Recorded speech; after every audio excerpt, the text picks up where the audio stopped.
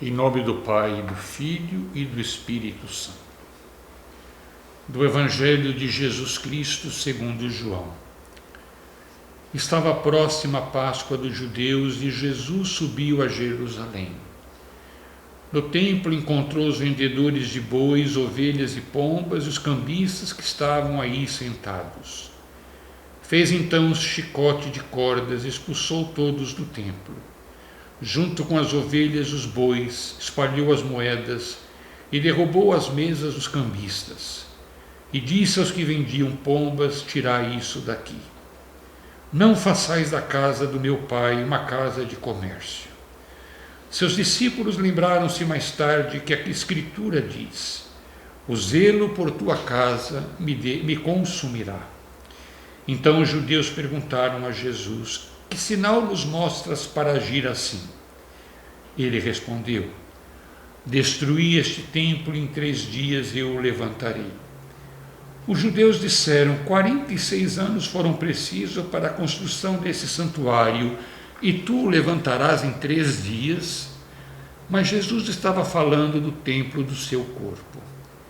Quando Jesus ressuscitou, os discípulos lembraram-se do que ele tinha dito e acreditaram na Escritura e na palavra dele. Jesus estava em Jerusalém durante a festa da Páscoa. Vendo os sinais que realizava, muitos creram no seu nome. Mas Jesus não lhes dava crédito, pois ele conhecia a todos e não precisava do testemunho de ninguém acerca do ser humano, porque ele conhecia o homem por dentro. A cena que o texto evangélico neste domingo nos apresenta é uma cena que contrasta com a maioria dos gestos de Jesus, que se declarava manso e humilde de coração. Ele, ao entrar no templo em Jerusalém, fica indignado com o fato de que ele havia sido transformado mais no balcão de negócios do que no lugar do encontro do povo com Deus. As palavras e os gestos de Jesus causam espanto e indignação nas autoridades religiosas e nos mais piedosos que viviam à sombra do templo. A indignação foi tão grande que este foi um dos motivos que o acusaram e o levaram à morte. Pois para os judeus uma palavra sacrílega contra o templo era considerada uma ofensa grave, digna de morte. No Evangelho de João, a purificação do templo ocorre já no início do ministério de Jesus.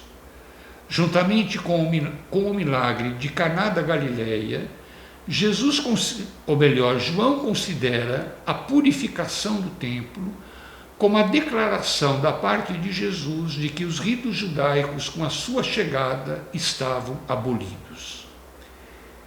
É ele, Jesus, o verdadeiro templo.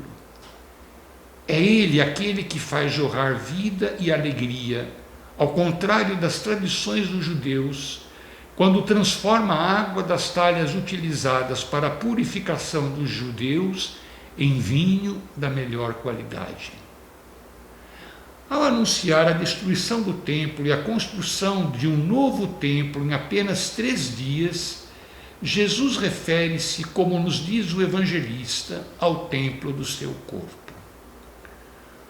O gesto de Jesus demonstra que a partir da sua chegada há um novo templo cujo valor ultrapassa todos os templos do mundo.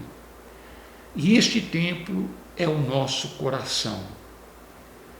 Jesus quer, por sua vez, purificar o templo do nosso coração, para que ele se torne, de fato, uma digna morada para Deus.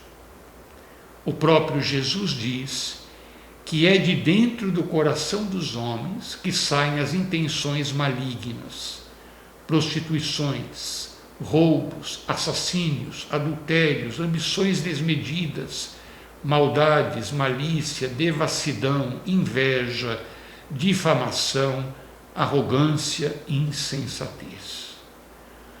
Ao escrever para os coríntios, São Paulo dirá: ou ignorais que o vosso corpo é santuário do Espírito Santo, que mora em vós e que vos é dado por Deus. E, portanto, ignorais também que vós não pertenceis a vós mesmos, de fato fostes comprados e por um preço muito alto, então glorificai a Deus com o vosso corpo. Na nossa caminhada quaresmal, nós somos convidados a examinar a nossa vida e perceber quais são as atitudes que geram indignação da parte de Jesus, que exigem de nós conversão, que exige que nós nos purifiquemos para celebrar o mistério da Páscoa. Fazendo eco ao tema da campanha da fraternidade, fraternidade e amizade social, a Igreja do Brasil nos convida a abrir-nos à ação do Espírito Santo, para que possamos viver como irmãos e irmãs, superando toda discórdia e inimizades e construindo um mundo de justiça e de paz. Abençoe-vos Deus Todo-Poderoso, Pai, Filho e Espírito Santo. Amém.